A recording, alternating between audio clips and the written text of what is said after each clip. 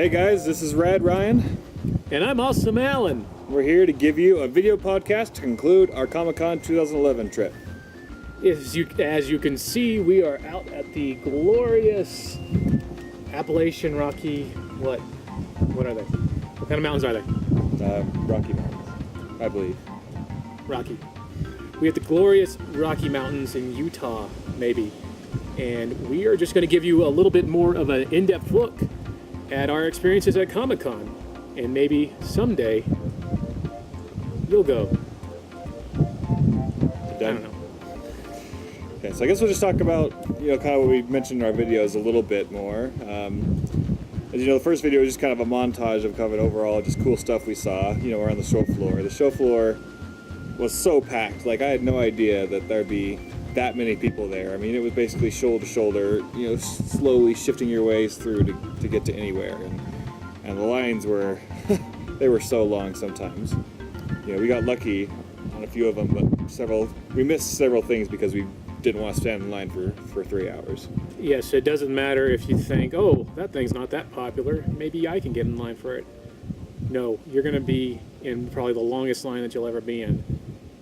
They have so much stuff going on, but you gotta have to minimize the amount of things you want to see to a very small number, or else you just won't have time to see everything.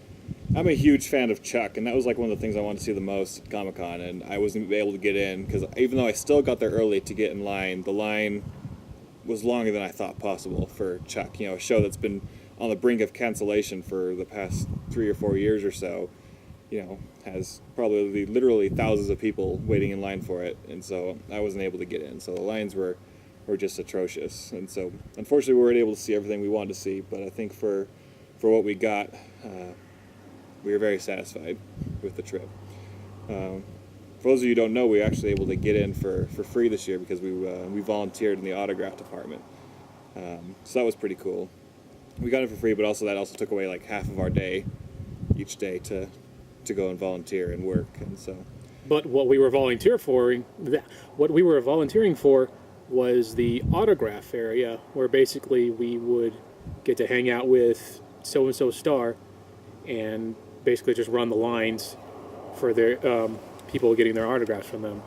Some people were a little less well-known.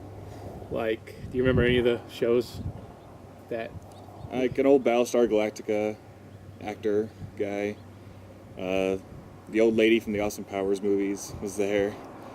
WWE or F wrestler Virgil was there. Ted DiBiase's old right-hand man. A little small girl from Total Recall, a small person. Don't want to say midget.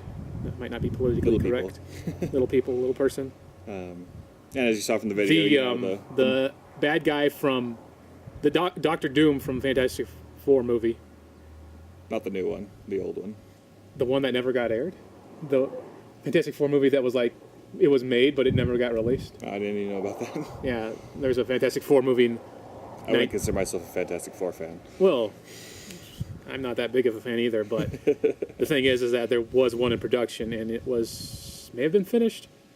They even have a really crappy looking trailer, and it never. And as you saw from the first released. video, the model for Samara in Mass Effect, as well as the voice actor. What was his name? Steve Blum. Yeah, he's Blum done so many voices of awesome characters voices. from like Trigun and Grunt and stuff Cowboy Bebop. That's what I meant to say. Not Trigun. Ignore that. He was a really cool guy. He was awesome. We both met him. And he was pretty cool. I got him to sign my copy of Mass Effect 2. I got him to sign my small autographed dog thing that I was carrying around. Maybe I'll get that later. But probably the highlight of our work was that we got to run the line that had the Rift Tracks crew or the Mystery Science Theater. Definitely actors. the most awesome part of the entire week. It was Mike Nelson, Kevin Murphy, and Bill Corbett. For those of you who don't know what Rift Tracks is, I mean, for those of you who've ever watched the old 80s, 90s, early 2000s show, Mystery Science Theater on Sci-Fi, it's those same guys. They basically make fun of, in Mystery Science Theater, they used to make fun of really old, bad movies and just kind of do an audio commentary for the movie. And now they run a website called rifftracks.com where you could download an audio track to play right up alongside your movie to get the same experience with modern day movies. Like actually, last night I watched the Twilight one because it's really freaking funny, and there's no other way to watch Twilight other than have it be riffed on through the entire movie. And the audio files themselves are really inexpensive, so if you're interested, head over to rifftracks.com, and I think the average price is about $2. $2 per audio track? Yeah. Yeah. So totally worth it. And if you have Hulu, they actually just, RiffTrax just signed on to Hulu, and a lot of their RiffTrax shorts of just random crappy old PSAs that aren't relevant or ever were relevant are now up there. So be sure to check that out. And if you don't really want to do that, just go on YouTube. They have tons of samples, like little 3-minute samples from movies. So if you want to kind of see a preview of what we saw in the Twilight one, you could go on YouTube and they'll have like 2 or 3 minutes of kind of what you'd see if you bought the full riff tracks for the movie. So, and there's plenty of Mystery Science Theater 3000 material on Netflix. Oh yeah, lots of good ones. We're not trying to sell out or be a commercial or anything, but we're just both huge fans of theirs, and we think they're such talented people, and just kind of running the small website by themselves, and I think they deserve to have as much recognition as they need. So check them out, rifftracks.com. It's awesome. Let's see. So was there any other highlights at the autograph area? The autograph area? I was disappointed I didn't get to meet the Big Bang Theory people. Yeah. Apparently that was a lot more popular than I thought, too. But it was it wasn't the main dudes, what are their names, Jesse and... Big Bang Theory? Oh, I'm thinking of Mythbusters. Yeah, Mythbusters. Mythbusters were there, too, but yeah, the main guys weren't there. But I wanted to meet the Big Bang Theory guys, but unfortunately they were very, very popular. Probably the most popular thing there besides Doctor Who. I don't watch Doctor Who, so... I can't really think of anything much else. Oh, we met Peter Mayhew, Chewbacca himself. Large person. Very large. His hand was I shook his hand. It was like a big baseball glove. Just, hi. So, I'm a big Star Wars fan, so meeting the main Star Wars cast member, in person was pretty neat. So, maybe someday I'll meet Mark Hamill and Harrison Ford and Carrie Fisher, but I highly doubt it. No, not gonna happen.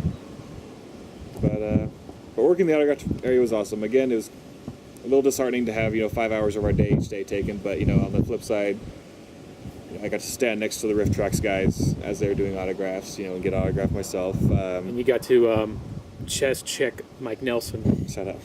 Because you didn't recognize him. Not at first. I was kind of looking away, and then the other security guy pointed at me to stop this guy coming through, and I was like, "Whoa!" Hey, Mike Nelson, what's up? Did you even see it? Yeah. Oh, okay. For those of you who read the Dresden books, I got to meet that author too. Stand next to him while he was doing autographs. I don't read the books, but I told a couple of my friends, and they were like, "What?" And if you guys read the comic series Lenore, I don't really read it. The only thing I've ever read was this little excerpt of it in a Johnny the Homicidal Maniac comic. But the creator and artist for that comic I ran one of his lines. That was pretty cool. I forget his name. Not really in the autograph department, but we got to meet the Penny Arcade guys. Oh, yes. Mike and Jerry, I think their first names are.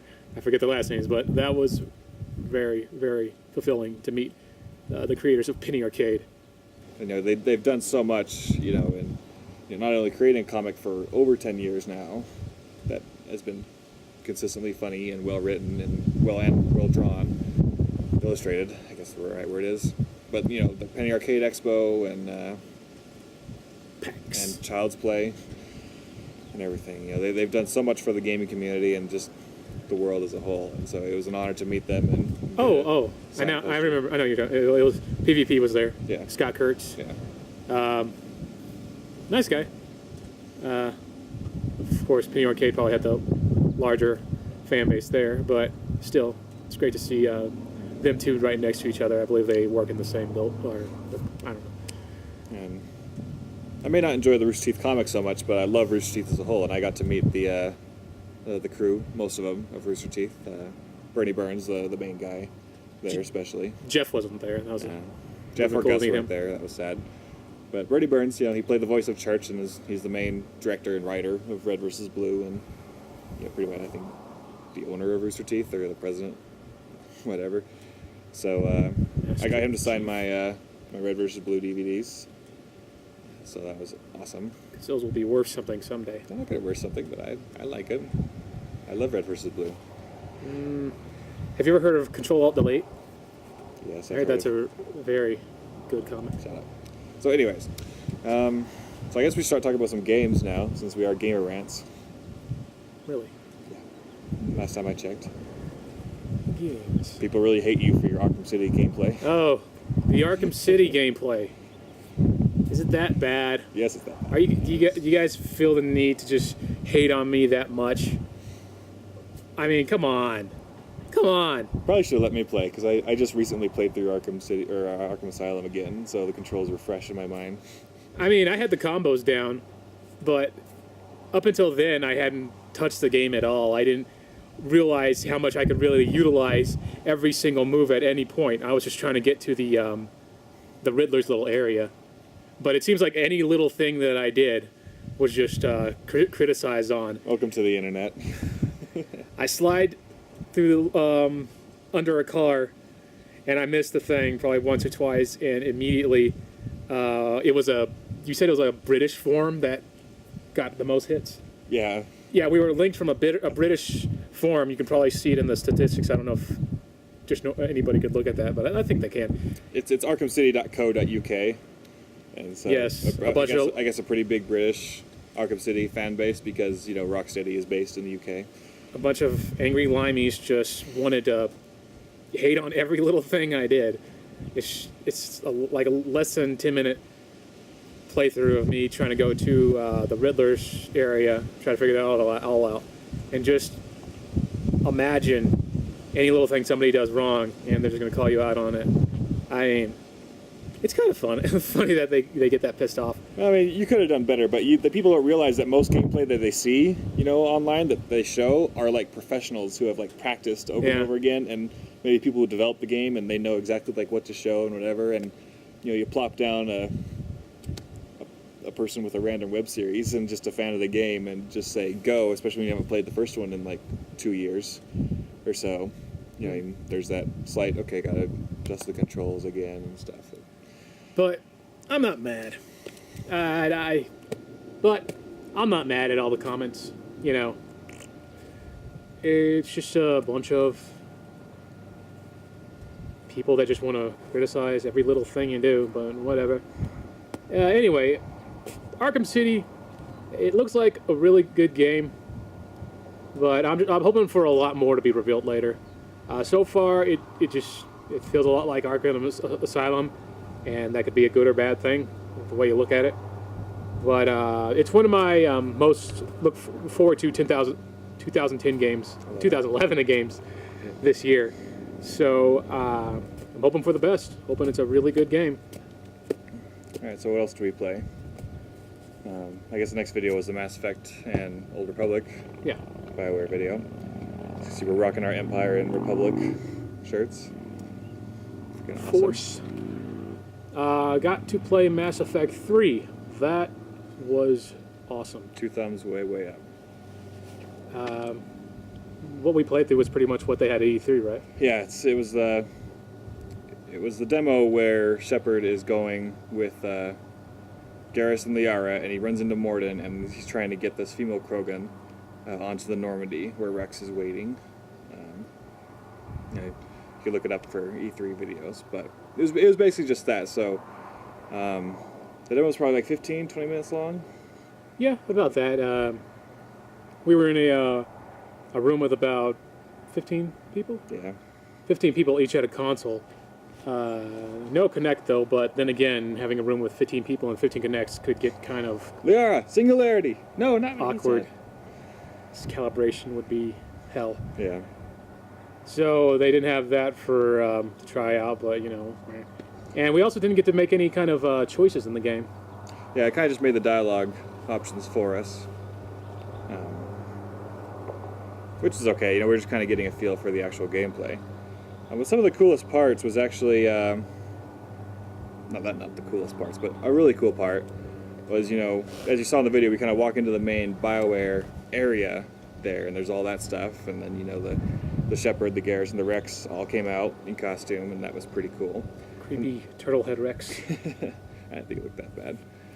But then when you saw we kind of get into the darker area, like when we're about to go inside, and that's when there's a couple guys wearing BioWare shirts on, and all the people working in the booths we had been to before, like the Arkham City one, they were just kind of like marketing people. They weren't actually developers for the game, but these guys were actually developers of the game, and not just developers. They were like high on the food chain for the production of Mass Effect 3 as well as Mass Effect 2.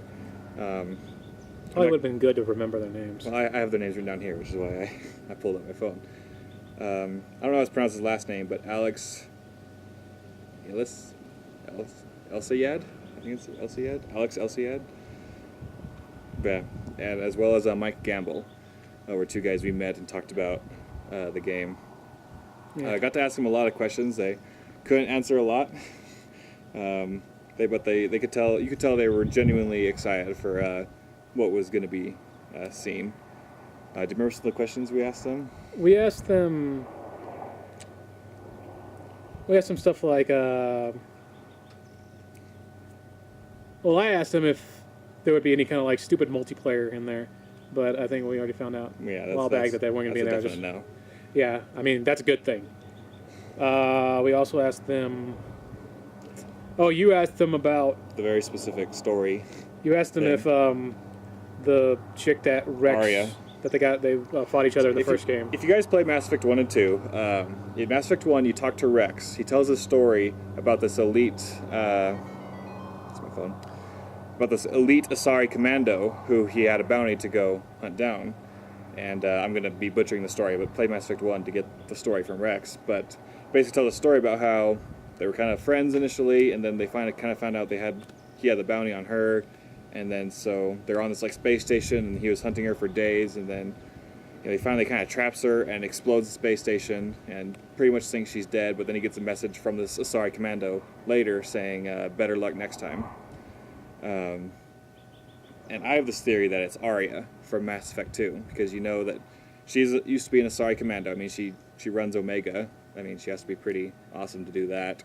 You do the side quest with her and that old Krogan. She's like, this isn't the first Krogan I've had trouble with. And when you ask her about her past, she says, better luck next time. What? Wasn't the Krogan patriarch? Yeah, patriarch.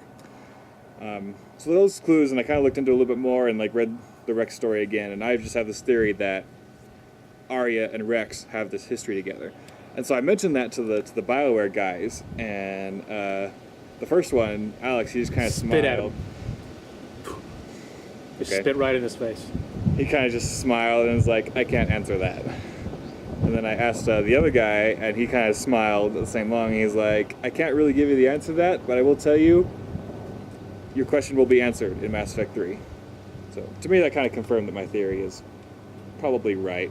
Well, they just thought you were an idiot. Yeah. Look at this guy. Well, because I mean, if my theory was wrong, they would have been like, "What are you talking about? What, this story from Rex? What? No, that has nothing to do with each other." But the fact that they kind of just smiled and was like, "Sorry, no comment," that kind of. So. I think the answer is.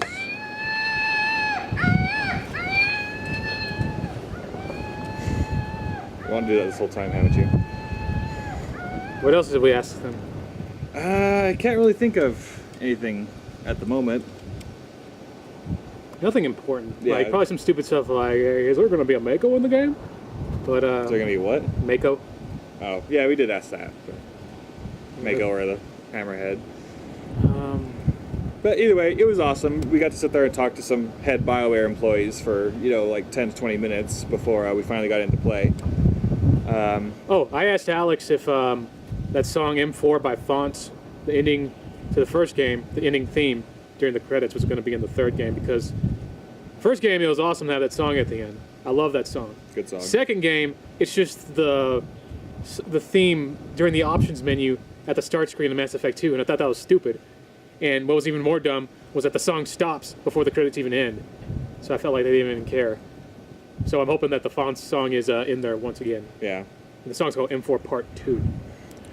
And so a really cool thing is that when it was our turn to go in to play, we kind of went into the small room, and they had this TV and a PS3 randomly set up.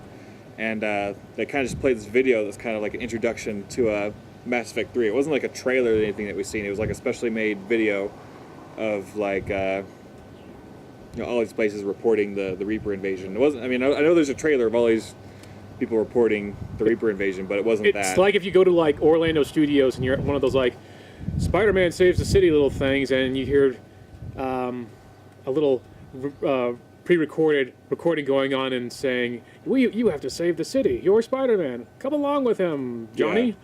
Yeah, exactly. It was kind of like that. Exactly like a theme park ride, So we saw this video, and it kind of, introduced the thing, and then we went into the. Then after that, they opened a door, and we all filed into another room with another TV and a PS3, and they played another video, and this one gave like dossiers for each race, because it's like, Shepard, you must unite the races to defeat the Reapers if we're gonna repel this threat. And it's like Krogan, they're battle masters, and it shows like a Krogan that does like a little wireframe of them, and just showing them, and sorry, they elegant, they live up to so and so years old. Solarians, they're super smart, and blah blah blah blah blah. They die in 10 minutes.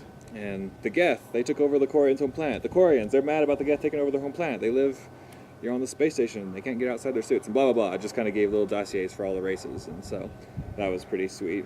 Special video. I don't know if they're going to show that ever in the public or in the actual Mass Effect 3 game, but it was pretty cool to see. And after that, they let us in, and there's just flat screen TVs everywhere, and we had this little bar stool basically we sat on, and had an Xbox there, and had our headphones. We could adjust the volume level for give the game more volume, or the voices. Is that what volume does? Well, it had a choice. You could give the actual game, like the action, the sound effects, more volume, or you could put more volume toward the voices. It kind of had a split thing, which is pretty cool. So, and played the hell out of it.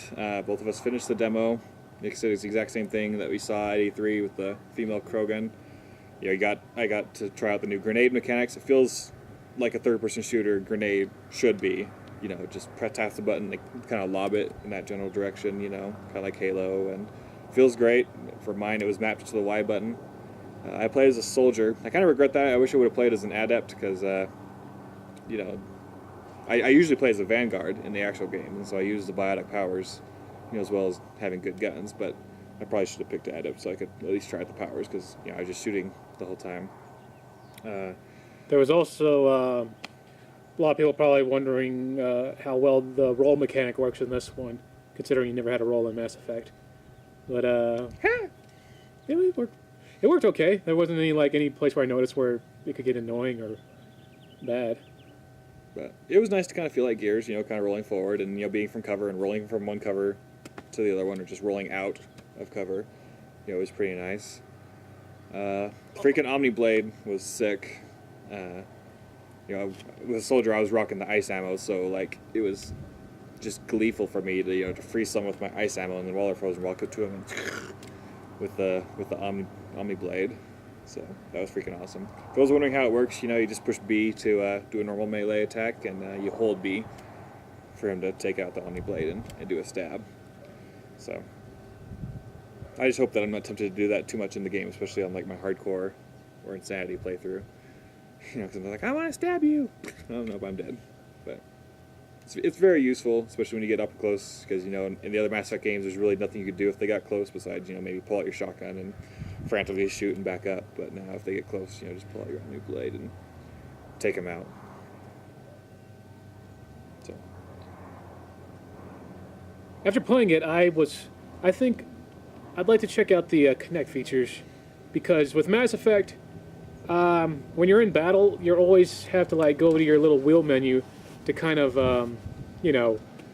map out and trigger what kind of effects you want your partners to do, where you want them to go. And I can actually, after thinking about it, I can see the Kinect having the advantage if you have one. And, my roommate's gonna get mad at me for yelling at my TV. But well, since they play Owl City all day, that'll be kind of. They play what? They play Owl City. It's a really crappy band or musical artists. Okay. They just play League of Legends all day. So. But I can see the Kinect working pretty well. I'd like to probably check it out.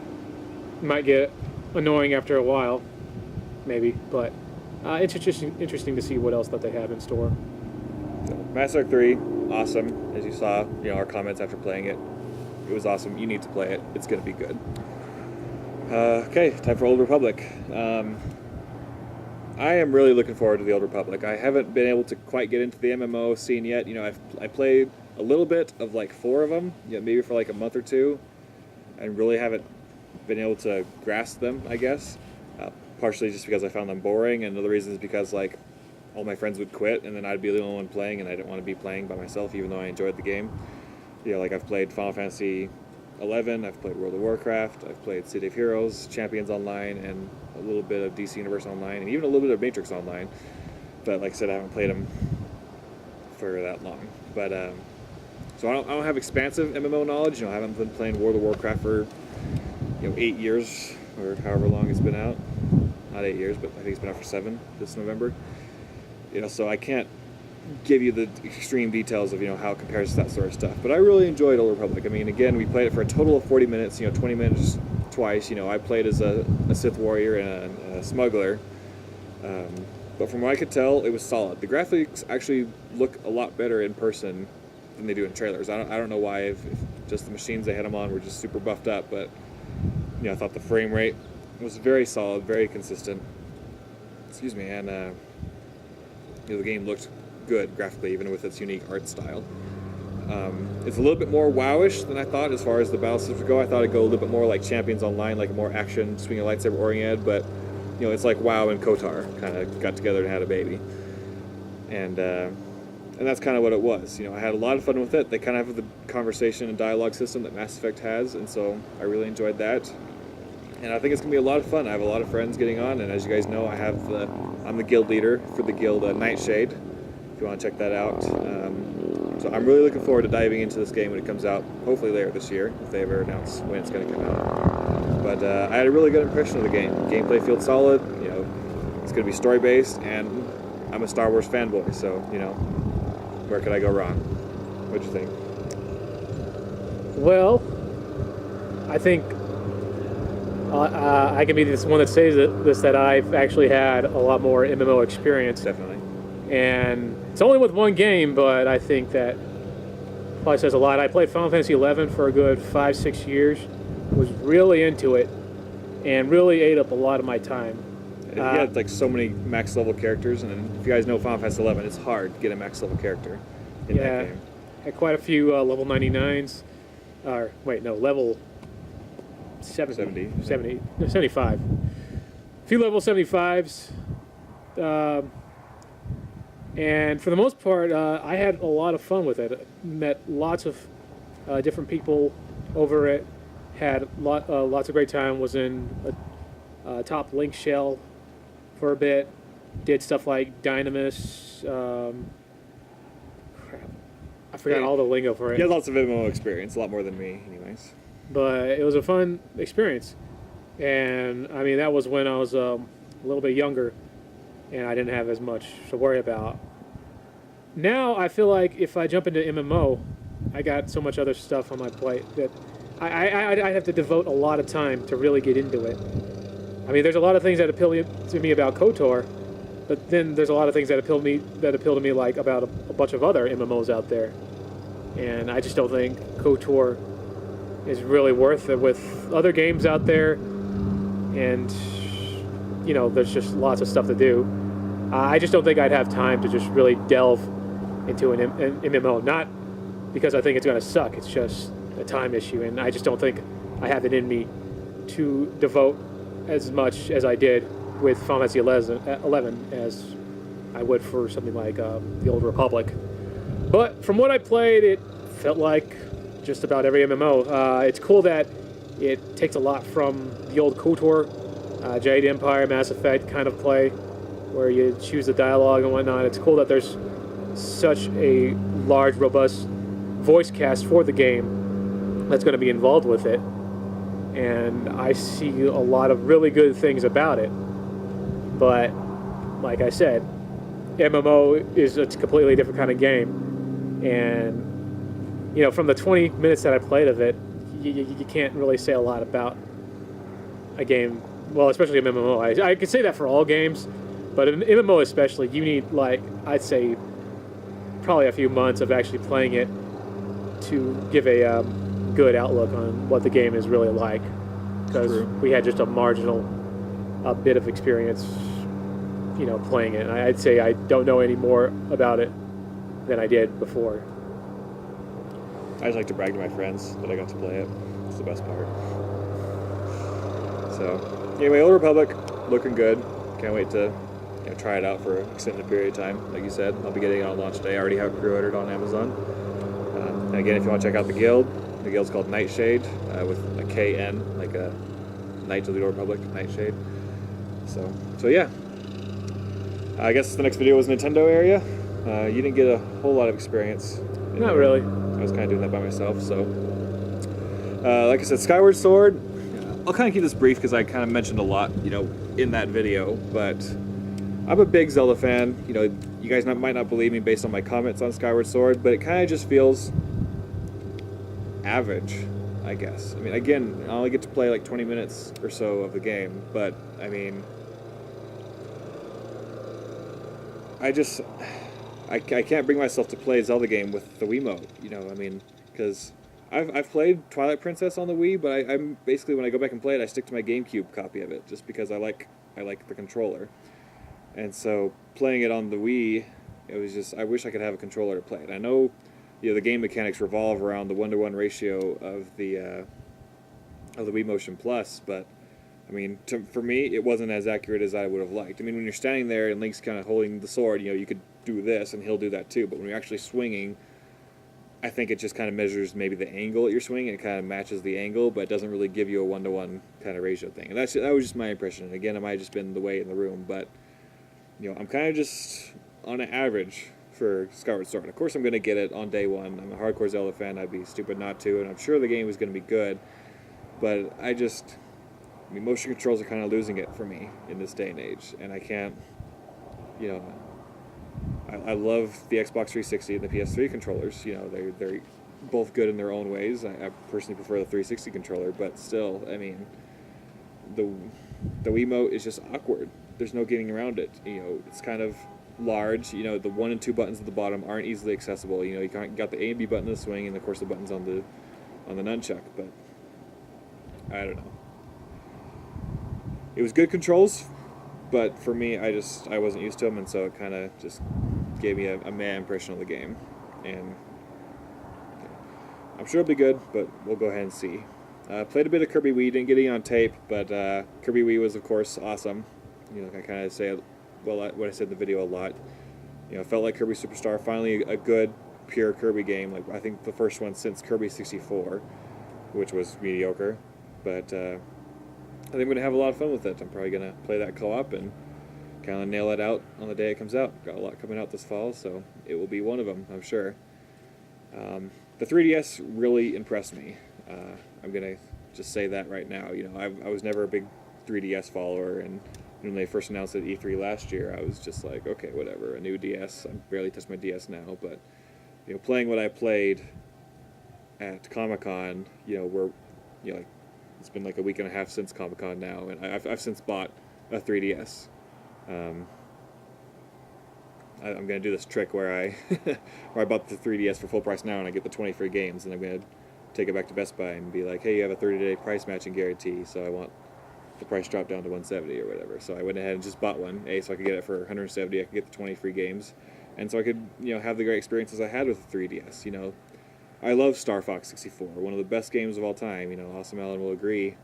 And they haven't made a good Star Fox game since. I'm sorry if you disagree, but there hasn't been.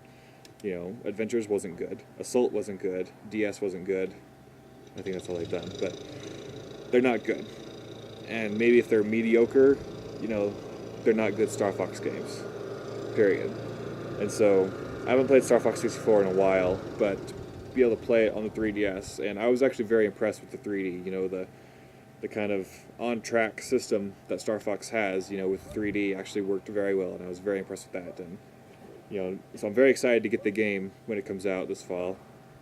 And as well, I want to be able to buy the game to support good Star Fox games. So that will convince Nintendo, maybe there is a market to create a good console Star Fox game that's not poured out to Namco or Rareware or anything, that is purely in-house Nintendo made. Maybe Retro Studios, they might do a good job. but a good on-rails Star Fox shooter again, with as much depth as Star Fox 64 had. On the surface, Star Fox 64 looks just like a short 2-hour game, and it's kind of done. But there's so much depth to it, and such good mechanics and gameplay, and memes like do a barrel roll coming out of it. That there's lawnmower. That is so much fun, and I want to experience that again. So very impressed with Star Fox. Even more impressed, I think, with the new Super Mario for 3DS. It felt very classy in a 3D way, and also just reaching back to classics like Super Mario Bros. 3 with the Tanuki suit and things like that. So very impressed with that. So, like I said, I bought a 3DS now, and I'm looking forward to the lineup coming out in the near future for it. I thought it was pretty cool that when Mario gets the star, he does a little twirl again. Yeah, just like in Mario 3. I thought that was really interesting. I'm wondering if they're trying to have that kind of mindset. If they're trying to kind of bring back the best elements of the best Mario game of all time. So didn't play much Nintendo stuff, but I did make an effort to play the 3DS Star Fox game, and pretty much feel the same way. I think it's about time that we had a Star Fox game that plays like Star Fox. Adventures, Assault. How about playing a little game? No, that's too loud. But no more like furry, melodramatic bullcrap with Star Fox games. I'm tired of all these like crystals and. You can see more in our Star Fox rant. See link below. But I just want a good Star Fox game. Mission Command could have been it, but they just had to just throw in all that touchscreen crap. It was just annoying. It just took away a lot what I like about Star Fox. Even the actual flight missions in there were lame. I mean, it's like a big, open, empty area with these tiny little ships just kind of like meandering around, and the screen is so tiny, and you're just like, ah. And then you're timed. It's like you have 2 minutes to kill these 12 enemies, and I'm like, this is stupid. It's just like it's that just mentality at Nintendo that every game has to be different all the time. But I guess you can't say the same for Mario Galaxy 2. Yeah, I was about to say that. But please, if you have a 3DS, or if you're a big Star Fox fan, buy Star Fox 3DS, whatever it's called. What is it called? Star Fox 64 3D, I think.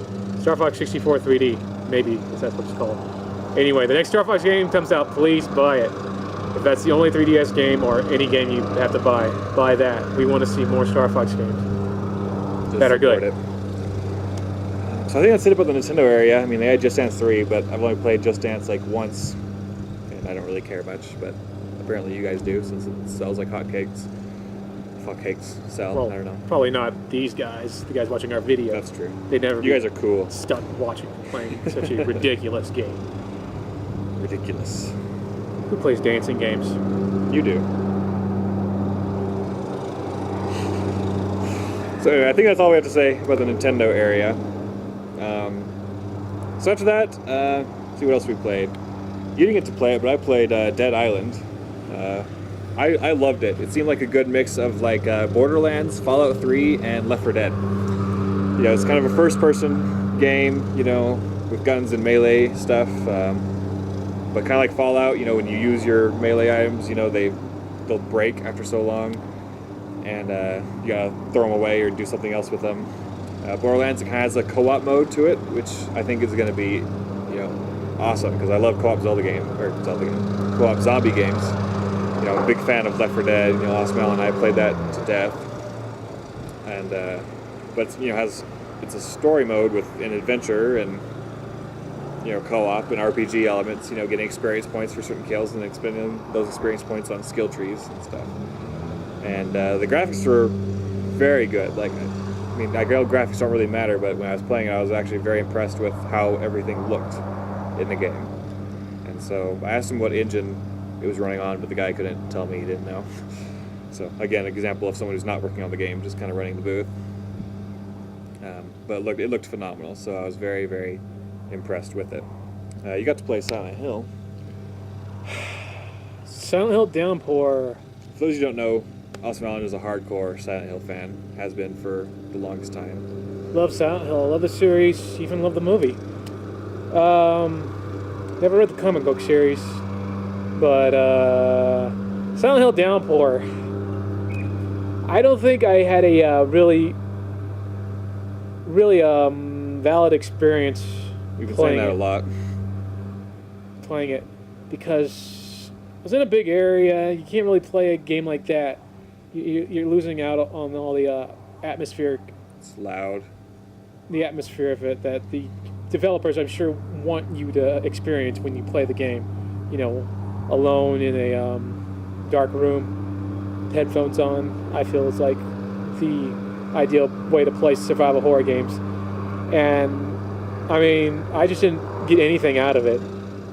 They had some 3D. It was a PS3 version with this busted ass 3D feature that didn't work at all. It looked horrible. They gave me these giant freaking Burger King Kids Club sunglasses to try to play the game with, and they didn't work. I took them off, I put them on, and it still looked like fuzzy crap. And the game itself, I didn't know what was going on. I was just running. I kept dying. I'm actually kind of I don't know if we should even put up the Silent Hill video because I play really horrible in that compared to the Arkham Asylum video. And Silent Hill Downpour was no comment. I can't say anything about that game. I think Silent Hill Shattered Memories probably set the bar back up for good Silent Hill games. And if I can't get a good experience as much as I had with Silent Hill Shattered Memories, then, you know, I'd probably put it in, you know, pretty much not really worthy of being called Silent Hill, probably around Homecoming. I mean, probably be still a good game, but, I mean, they could do so much more with Silent Hill. And the whole idea that a corn song is going to be featured in Silent Hill Downpour kind of irks me a bit, you know. I don't want to hear crap that I only liked in junior high because I was stupid to be anywhere near a series that I really think highly of. I don't know, it just wouldn't work. It's like having like there being like a Limp Bizkit concert implemented in like Zelda. It just doesn't work. Silent Hill Downpour, wait till it comes out. Give a final review of it. So, is there anything else you kind of want to talk about? I got to play some Ratchet and Clank All for One. We both got to play it, and it's the first. No, it's not. What? I think it's the first Ratchet and Clank game that's co-op. Yeah, there was a multiplayer Ratchet and Clank game called Ratchet Deadlocked, I think. I didn't get to play much of that one. I love the Ratchet and Clank series, though. The first three, the ones on PS3, Tools of Destruction was kind of meh, but I really liked A Crack in Time. But All for One, it was pretty fun experience. I don't think the PS3 really has a lot of really full-fledged co-op games, but I can see that Ratchet and Clank All for One can be one of them if you have a full party of people to play it with. And hoping it's good. Hoping it's a way better experience than the PlayStation Heroes, which was just an abominable piece of crap. You know, you're taking the system's best mascots, Sly Cooper, Jack and Daxter, and Ratchet and Clank, and Bentley, I guess, the turtle. And you just screw it up. You make it into this. Sly. The code is 242. I hacked it all day. You take all these characters and you throw them in this like Polar Chuck E. Cheese bullcrap games, and no one wants to play that stuff. I mean, that's saved for like those games you buy at Burger King for like $5 for the Xbox not too some time ago. I'm on a Burger King high right now. And the game was just a joke. It was a way to just sell the move, as much of a failure that it's been. I guess it's just their way to try to like up the sales, but it was just terrible. Motion control is pretty much dead, I have to say. But Ratchet and Clank All for One. Looking forward to it. I think it's gonna be a really fun game. I don't think there are any more games. We didn't play Darkness 2, and that sucks. Yeah, we really wanted to play Darkness 2, but we didn't have time. Like we were saying, there was lines for everything. If we wanted to devote time for one thing, we'd be missing out on another. So. Oh, we played Resident Evil Operation Raccoon City. Oh, Operation Raccoon City. I really liked it. I think we were genuinely confused about what we were supposed to be doing. Yeah, I think that's my main problem, because there's two different areas at Comic-Con that had Operation Raccoon City. One in the main area and one over in the little Xbox Play area in Xbox a hotel near lounge that they had across the street. And over in the main area, we saw that they were doing like awesome stuff. They're like fighting tyrants in the air and all this other stuff. And like, hunters were like running at them and slashing them and stuff. And we were like, wow, that's awesome. How come we didn't get to do that? And we went over to the Xbox lounge across the street,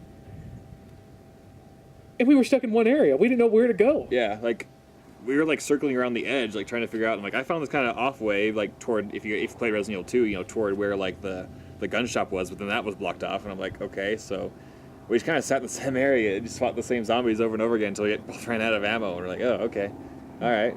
But it felt really solid. It did. Control scheme, it feels like they're trying to take what they failed at with Resident Evil Outbreak 1 and 2, which were actually pretty good games if you ever got to play them online. They try to take that and just make it kind of give it a better multiplayer experience. Because the old one, it was just basically 4 of you playing with Resident Evil tank controls, trying to get through the area. It was kind of annoying. No voice chat. No voice chat. All it was pre-recorded little commands to do.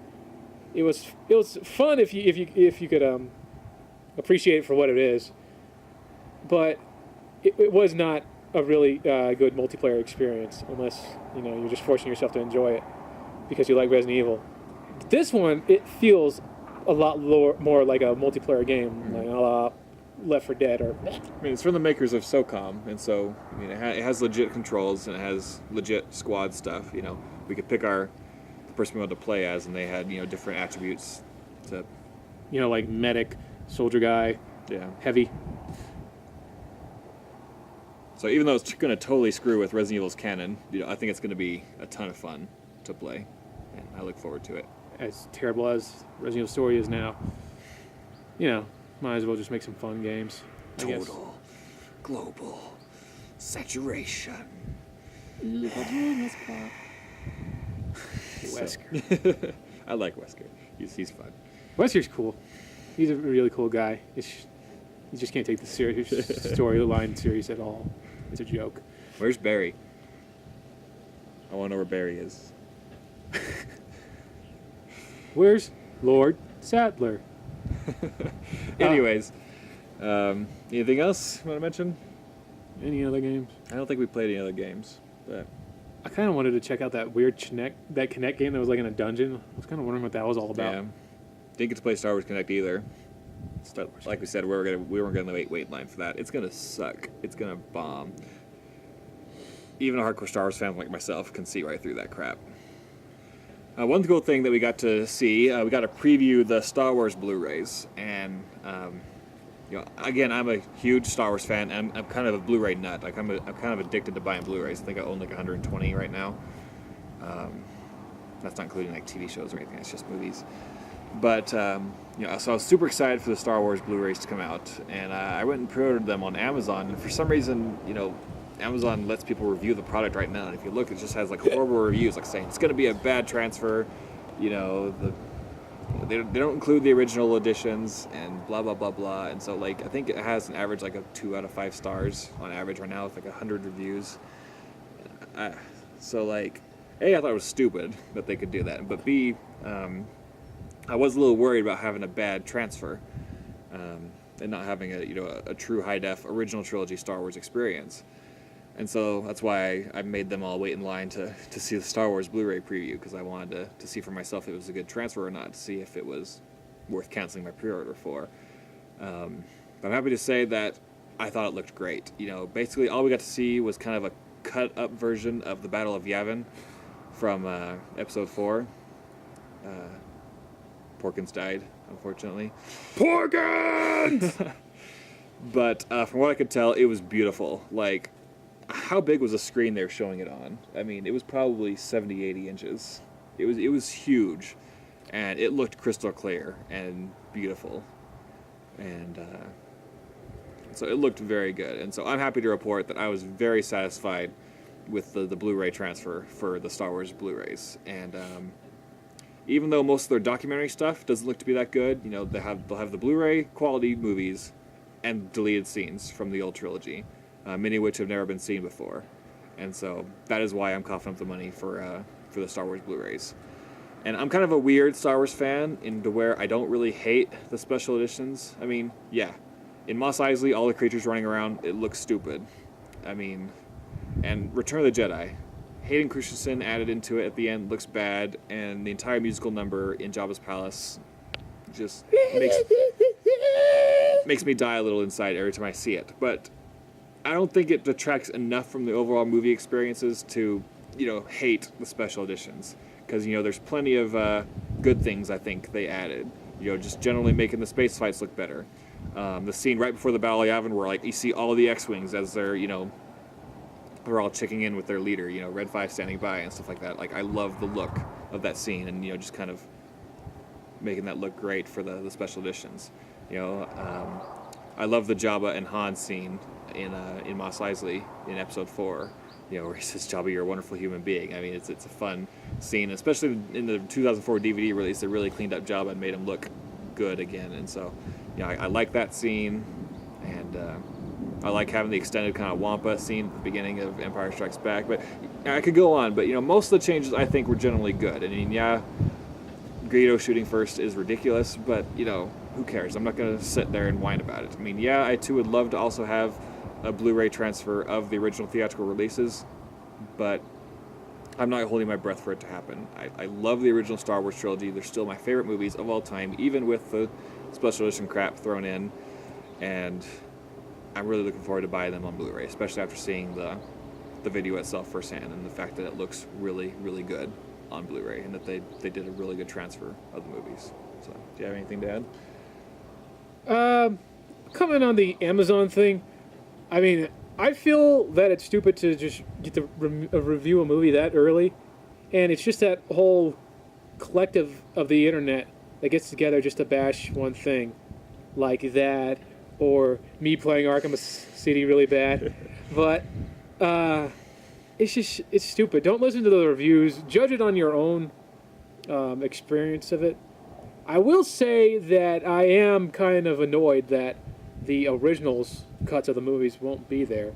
I think it's just there's no excuse for it, especially when you have movies like great movies like Blade Runner Blu-ray releases that have almost every cut of the film, even cuts that Ridley Scott freaking hate, but they're still there. I think there's no excuse that different companies. But I don't know why they can't do that, why they can't follow that mentality. I don't know if George Lucas has gave out, like, a reason why that he's releasing the movies like this. But I'm not going to judge the entire release on that alone. I mean, from what I saw, it looked like a good transfer of the film. So I'm looking forward to it. Don't know if I'll buy it or not. Don't know if I'm that much into Star Wars to really by like a day one, and it'll be really annoying if like a year later they plan another Blu-ray release, which they, you know, inevitably will.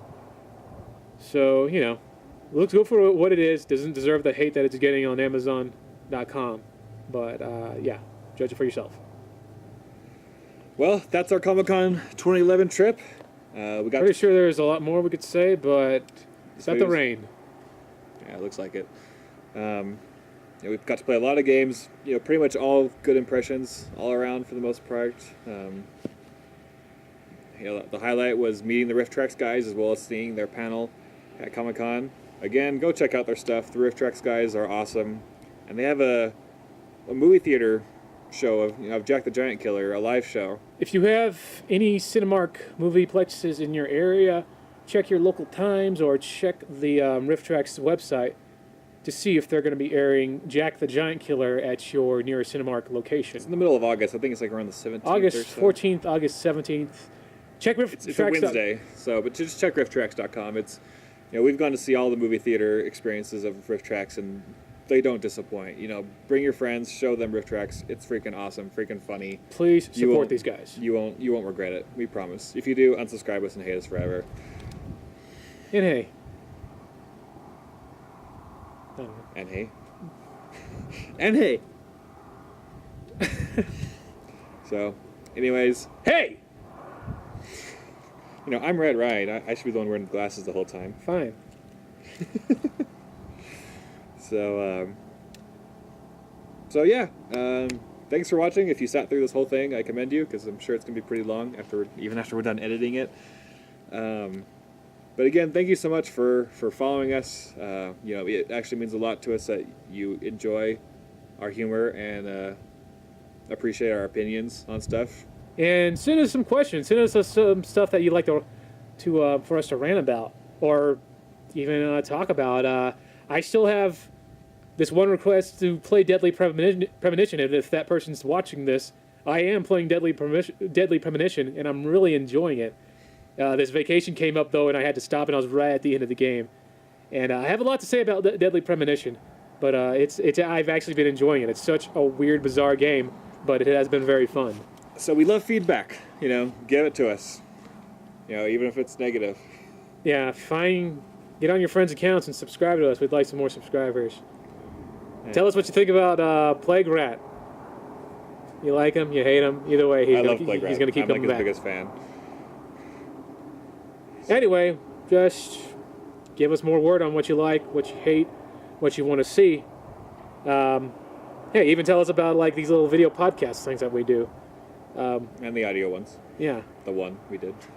We're sorry we can't release a lot more material as much as you guys would like to see, but we're really trying to work on that, and hopefully we can put some more stuff out in the future. And also, this might be a possibility, but look for an opportunity for Awesome Al and I to be pursuing other film options, because we have a couple ideas for small independent films or just little short funny videos like our Got Work. It was funny to me how everyone was surprised that you were black, but did anybody see Got Work? Awesome Alan's black. Because I mean, we were in Got Work. We released that back in 2008 on our channel.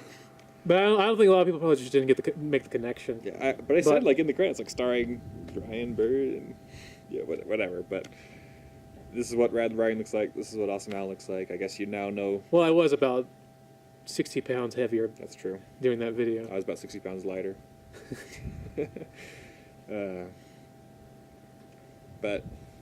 But again, I mean, we've said this a lot recently, especially through our Portal 2 contest. But thank you all. You guys are the most awesome fans in the world.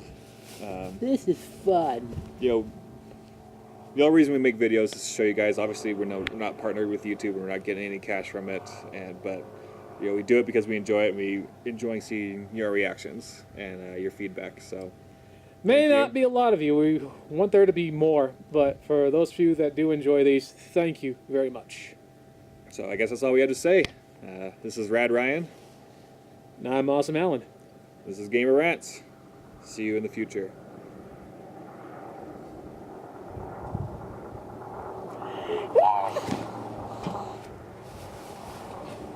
Ow! Damn it!